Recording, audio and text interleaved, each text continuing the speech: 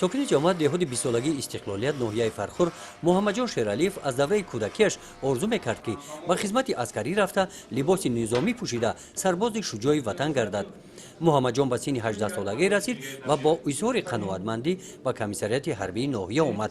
برای خدمت در صف قوه‌های مسلح جمهوری تاجیکستان از کمیسیون طبی گذشت. تحفه مقامات اجرایی حکومت دولتی ناحیه را به بر نموده در صف این جوانمردان ایستاد.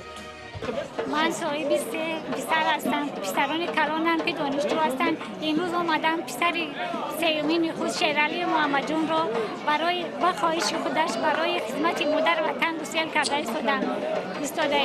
ما مادران خوشبخت هستیم که فرزندان ما با خواهش خودشان برای خدمت مادر وطن رفته ایستاده‌اند. می‌خواهیم که خدمت مادر وطن را با سر بلند ادا نموده باز به سر بلند گشته بیایند و بر مکتب‌های عالی داخل شده تحصیلشان را دوام دهند. شکرگزار هستیم که چنین دولت داریم، چنین راهبر داریم، در زیر آسمان صاف و بی‌غبار ما اینجا همون زندگی داریم و می‌خواهیم که فرزندان ما با سر بلند از تحت دل و سیخ دل خدمت مادر وطن را ادا نماید. راه سفید باز کرد. روز دعوت شونده در ناحیه فرخور همراه محمد جان 39 نفر جوانان برای ادای قرض شهروندی خدمت وطن مادر و کمیسریات حربی ناحیه آمدند.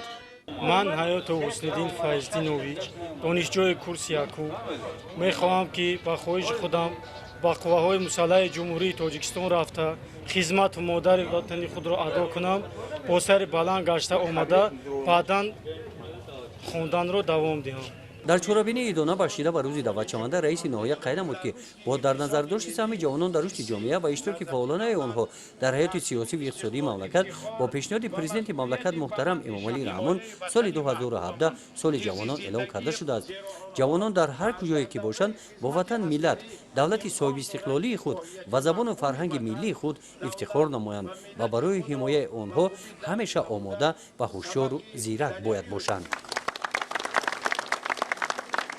سال 2017 این با پیشنهاد سرفرمانده عالی قوای مسلح جمهوری تاجیکستان اساسگزار صلح و وحدت ملی پیشوای ملت محترم امامعلی رحمان سال جوانان اعلان گردیده است و با 20 سالگی وحدت ملی رویدادی فرابخش خواهد بود.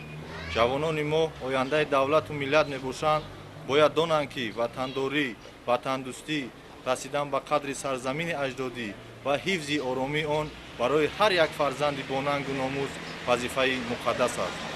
همین را قید کردنی هستم که سالهای اخیر تعداد جوانان اختیارا به صف قوای مسلح جمهوری تاجیکستان خیلی زیاد گردیده است. اینچنین حوصله نوسکران به صف قوای مسلح جمهوری تاجیکستان به حکم عنعنه درآمده با سپردن تحفه‌ها، لباس‌های ایدانه و برگزاری برنامه‌های فرهنگی و فراغتی جریان می‌گیرد که این افتخاری بلند است. همزمان همساله پیش از 40 نفر جوانانی که اختیارا به صف قوای مسلح جمهوری تاجیکستان شامل میشوند، یعنی خدمت برای وطن مادر میآیند، با کورس‌های آموزشی رانندگی جلب کرده میشوند که در برابر خدمت حربی صاحب کسب میگردند. با اقدام مقامات اجرایی حکومت دولتی ناحیه و کمیسریات حربی ناحیه پیش از سفر و والدان و نواسکران ضیافت ایدانه داده شد. بعدا نواسکران گسل کرده شدند. گزارش خواجه نظریف خدای نظر ظهوروف از ناحیه فرخور برای برنامه اطلاعاتی نوید.